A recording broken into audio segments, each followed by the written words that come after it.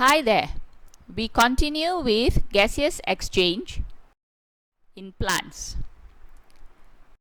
This time around, I will explain to you how the stomata opens and closes based on the potassium ion accumulation hypothesis. What you see here are scanning electron microscope images of an open stomata and a closed stomata. So in this video, I'm going to explain to you what is the process or mechanism that causes this to happen.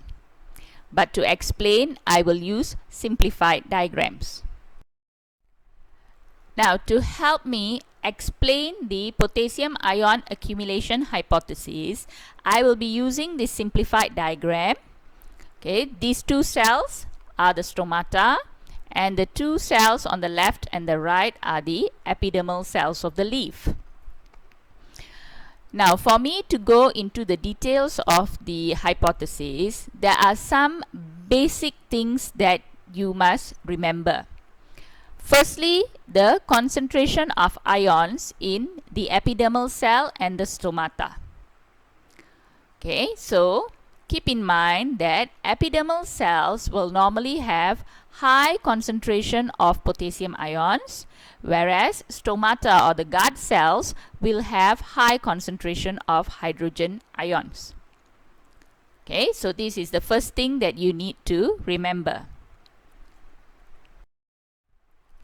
The next thing you need to remember are the proteins that are found in the plasma membrane of the gut cell. The plasma membrane of the gut cell are embedded with a number of proteins. I will introduce them one by one. Firstly, something called a blue light receptor. Secondly, a proton pump. The proton pump will actively pump hydrogen ions out of the gut cell. Third, a potassium ion inward channel. So this channel transports potassium ions into the gut cell passively. And we also have a potassium ion outward channel. This channel will transport potassium ions from the gut cell out to the epidermal cells passively. So now you know the distribution of the ions between the gut cell and the epidermal cell, and I have also introduced the proteins that are found in the phospholipid bilayer of the gut cell plasma membrane.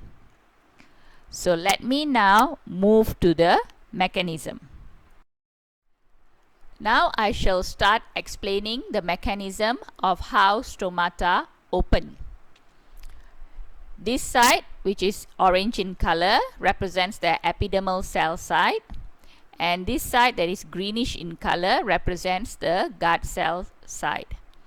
Here is the phospholipid bilayer of the plasma membrane in the gut cell.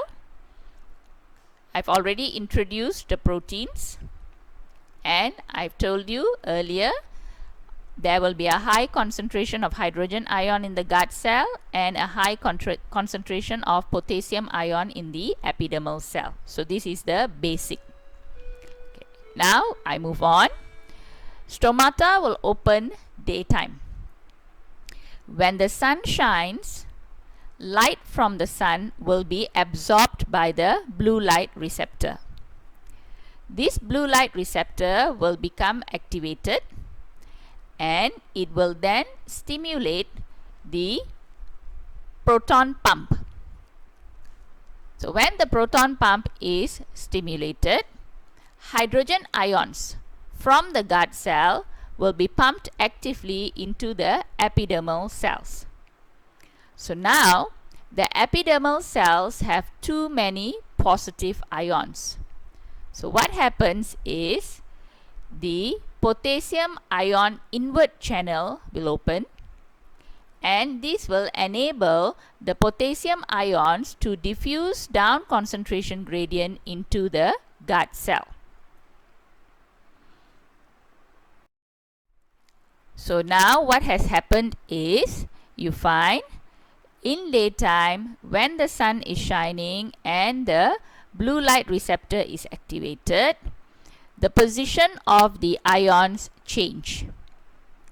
Originally, guard cells had high concentration of hydrogen ion and epidermal cells had high concentration of potassium ions.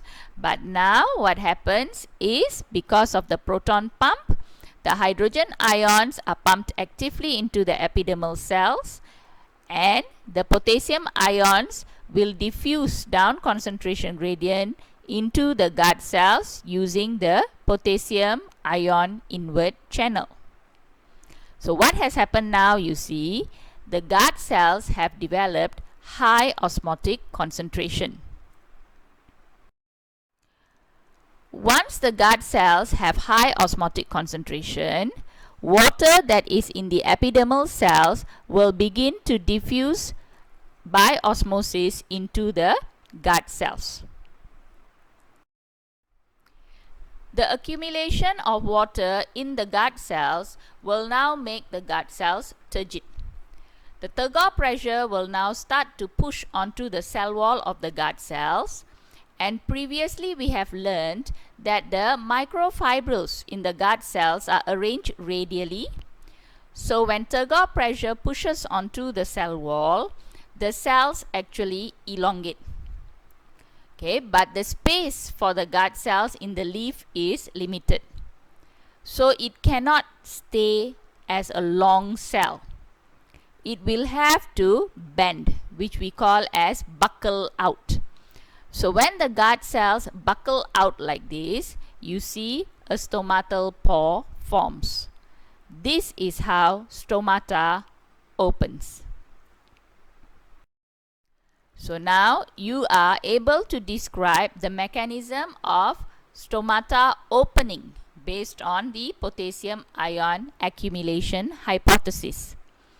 Let me now move on to explain how the stomata closes. Before I explain the mechanism for stomata to close, I'll just like to review how stomata opens in the presence of the sun. Sunlight will be absorbed by the blue light receptor. The blue light receptor is activated and it will stimulate the proton pumps. So the proton pumps will then pump hydrogen ion actively from the guard cell into the epidermal cells. Okay, and this will then cause the potassium ions that were in the epidermal cell to diffuse down concentration gradient into the guard cell via the potassium ion invert channel. So at daytime, guard cells will have high concentration of potassium ion, which will cause the osmotic concentration of the guard cell to increase.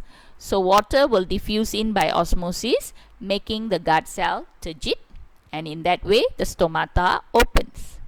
So all this happens in the daytime. Now stomata will close at night.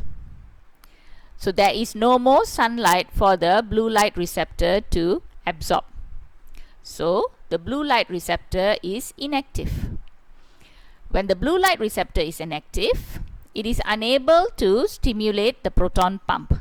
So the proton pump does not function. So if the proton pump is not functioning, hydrogen ion from the guard cell cannot be pumped actively into the epidermal cells.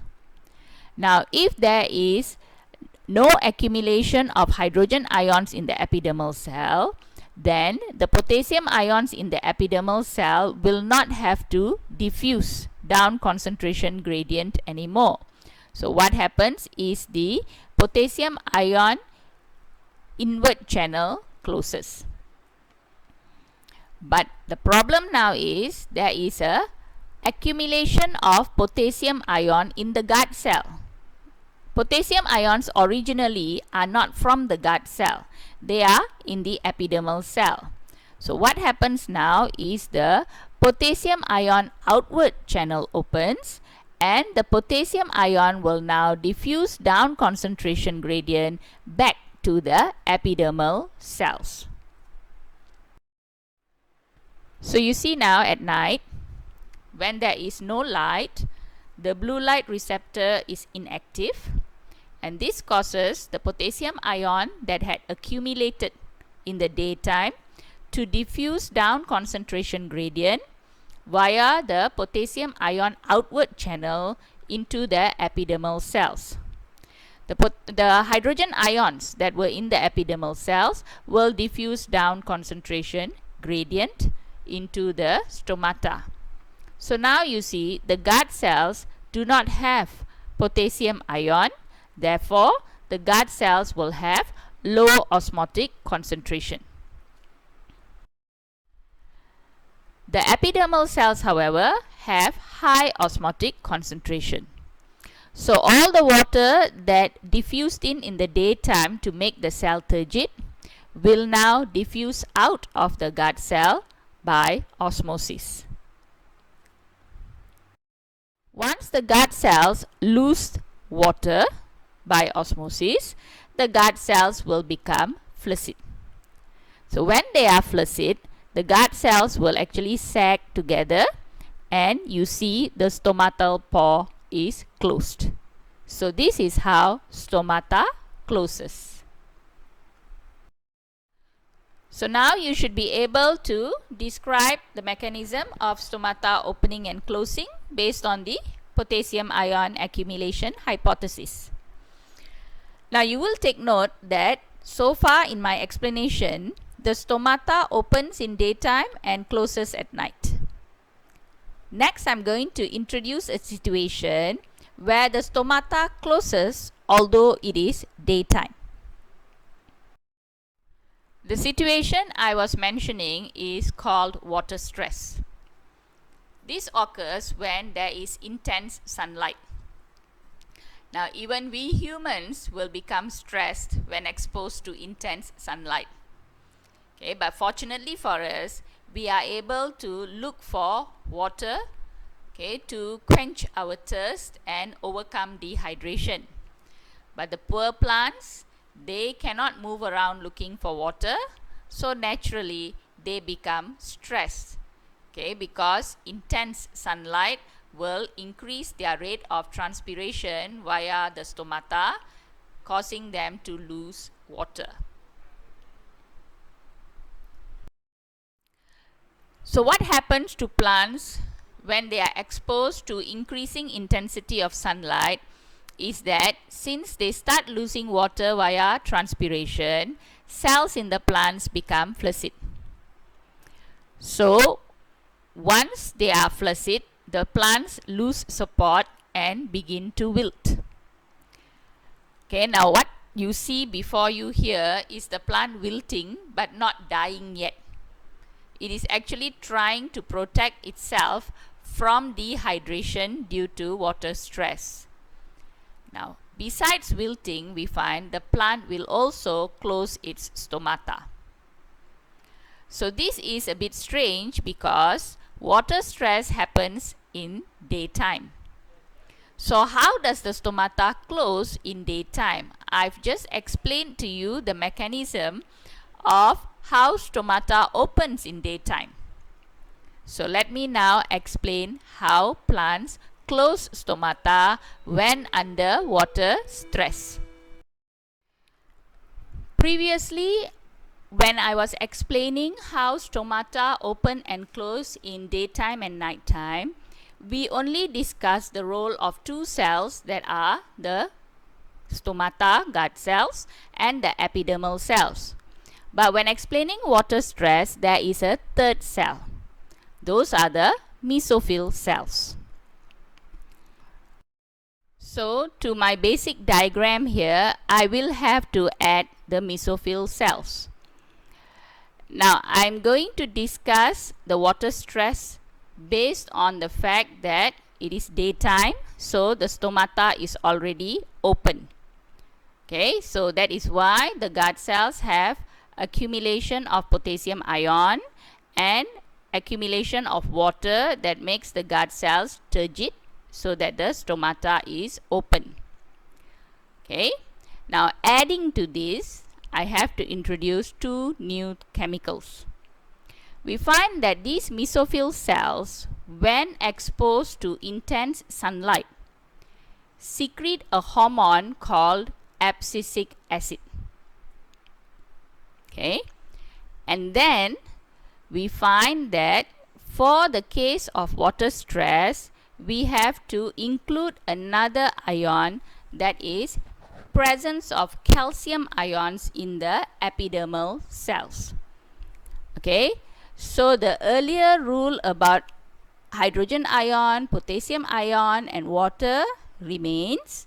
Only now we are adding abscisic acid and calcium ion into our explanation. Okay, so let me continue. Now earlier I had already introduced these 4 proteins embedded in the phospholipid bilayer of the guard cell plasma membrane. But for water stress, I have to introduce another 2 proteins. That is the abscisic acid hormone receptor and a calcium ion channel. So now let's add all this new information together to explain the mechanism of stomata closing under water stress.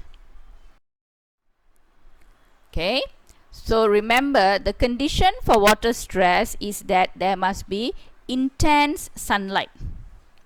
So when there is intense sunlight, mesophyll cells will begin to synthesize abscisic acid.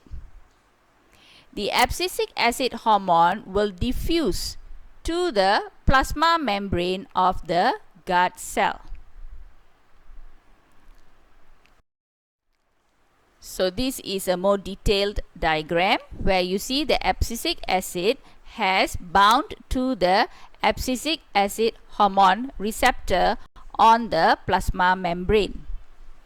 So once the hormone binds to the receptor will then activate the calcium ion channel.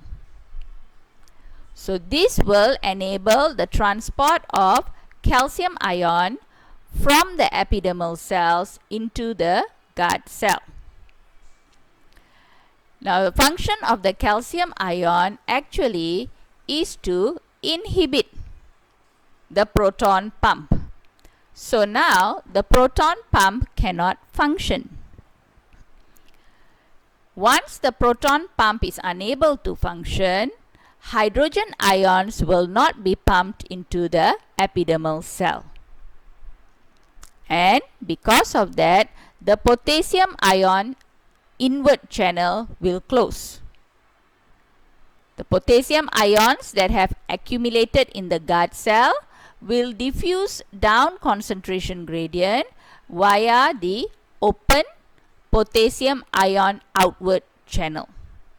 So the potassium ion now will diffuse into the epidermal cells, causing the guard cells to not have potassium ion anymore, so the guard cells osmotic concentration will decrease.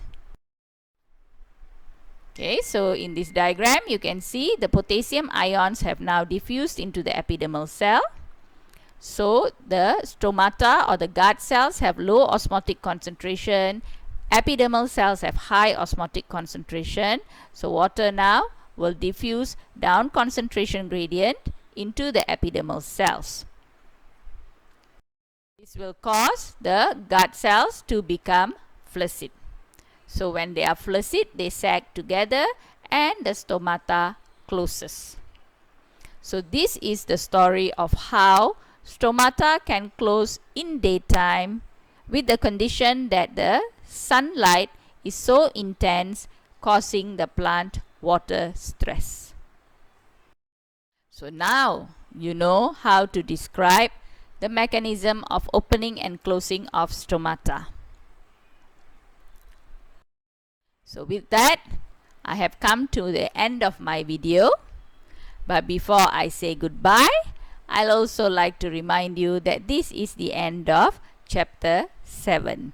Goodbye.